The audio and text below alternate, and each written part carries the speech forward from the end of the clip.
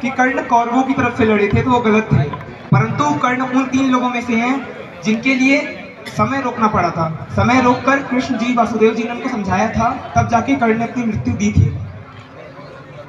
कि पांडवों को तुम रखो, पांडवों को तुम रखो मैं कौरवों की भीड़ से, झुके शिकस्त के बीच में जो टूटे ना वो रीढ़ में। कुंती पुत्र हूं मगर हूं न हूं उसी को प्रिय मैं, इंद्र मांगे भीख जिससे ऐसा हूं क्षत्रिय मैं। आओ सुनाऊं महाभारत के सारे पात्र ये, किशन की सारी लीला थी भोले के हाथ सूत्र थे। बलशाली बताया जिन्हें वो सारे राजपुत्र थे, काबिल दिखाया लोगों को उचित तुर्के। ऊंच नीच लोगों में मैं ठहरा छोटी जात का, ऊंच नीच लोगों में मैं ठहरा छोटी जात का, खुद से ही अनजान मैं ना घर का ना घाट का। सोने से था तन मेरा अभेद मेरा अंग था, कर्ण का कुंडल चमका लाल नील रंग का। इतिहास साक्ष्य है कि योद्धा में निपुण था, बस एक मजबूरी थी मैं वचनों का शौकीन था। जो ना दिया होता वचन मैंने कुंती माता को, तो पांडवों के खून से मैं धोता अपने हाथ को।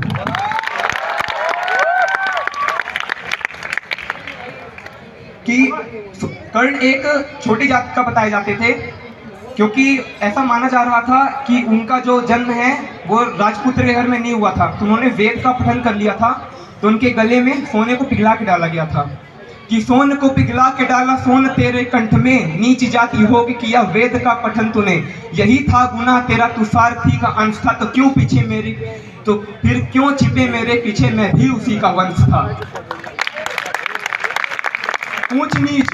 ऊंच नीच की ये जड़ ये अहंकारी द्रोण था, वीरों की इसकी सूची में अर्जुन के सिवा कौन था। माना था माधव को वीर तो क्यों डरा एकलव्य से, मांग क्यों अंगूठा क्यों जताया पार्थ भव्य है। पार्थ यानी अर्जुन। और असलियत में माना ऐसा जाता है कि अर्जुन तो बहाना था, असल में महाभारत तो श्री कृष्ण को हनुमान जी को सुनाना था।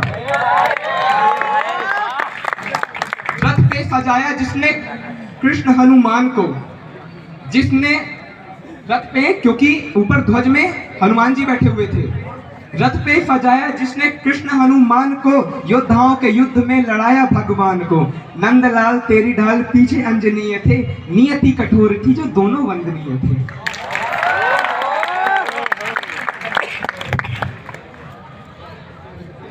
और इसके आगे कि साम दाम दंड भेद सूत्र मेरे नाम का, गंगा माँ का लाडला में खाम का बदनाम था। क्योंकि जब कर्ण की मृत्यु हो रही थी तो एक बार भगवान ने वहां पे भी उनको चेक करने के लिए वो गए वहां पे कि कुछ तो तुम भिक्षा दे दो।